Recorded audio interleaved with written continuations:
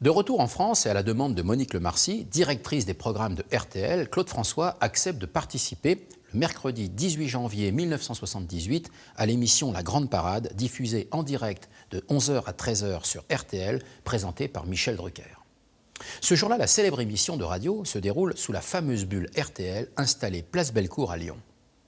Durant l'émission, Claude François, accompagné de Dany, Prisca, Julie et Sandra, ses fidèles Claudettes, enchaîne les chorégraphies sur des tubes du moment, Toi et le soleil, Je vais à Rio, Magnolia Forever. Et en solo, il interprète une chanson inédite, face B de son dernier 45 tours, qui a pour titre « Et je t'aime tellement ».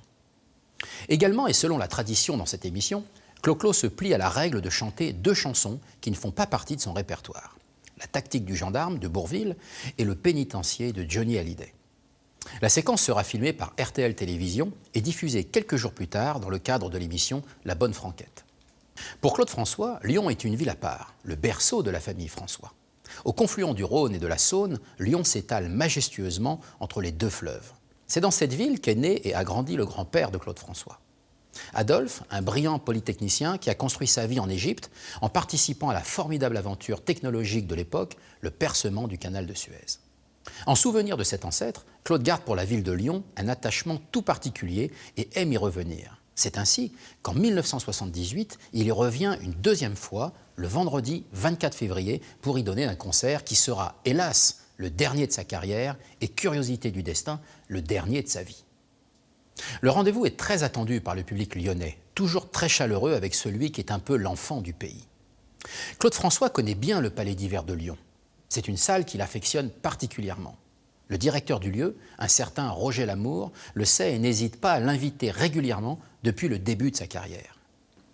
Arrivé en milieu d'après-midi, ce vendredi 24 février 1978, à l'aéroport de Satolas, Clo-Clo file immédiatement vers la salle de concert pour régler quelques détails de sonorisation.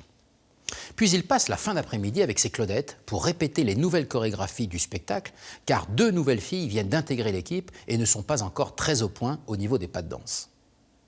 Ce premier problème irrite énormément le chanteur. Également, ce jour-là, des incidents techniques s'accumulent et la soirée s'annonce difficile. Il est désemparé. La plupart des techniciens sont absents et pour couronner le tout, les fusées et fumigènes qui concluent habituellement le show ne peuvent pas être utilisés car ils ont été stockés dans un endroit humide. Bref, c'est vers 21h30 que Claude François apparaît enfin sur la scène du Palais d'Hiver, resplendissant dans son habit de lumière bleu, le même qu'il portait à Londres au Royal Albert Hall 1 mois plus tôt. Dès les premières notes de Laisse une chance à notre amour, le premier titre du concert, le public hurle de joie faisant un triomphe à l'idole. La salle est emportée au son des derniers tubes disco que Clo-Clo fredonne.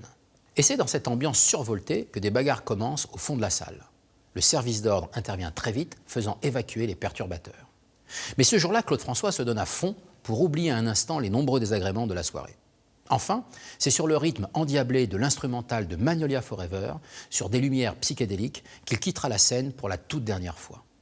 Selon Eddy Marnay, les étoiles sont décrochées et le décor est démonté. Les violons ont perdu sa chanson, oui, le spectacle est terminé. Son rêve était le plus beau, mais c'est sur lui qu'est tombé le rideau.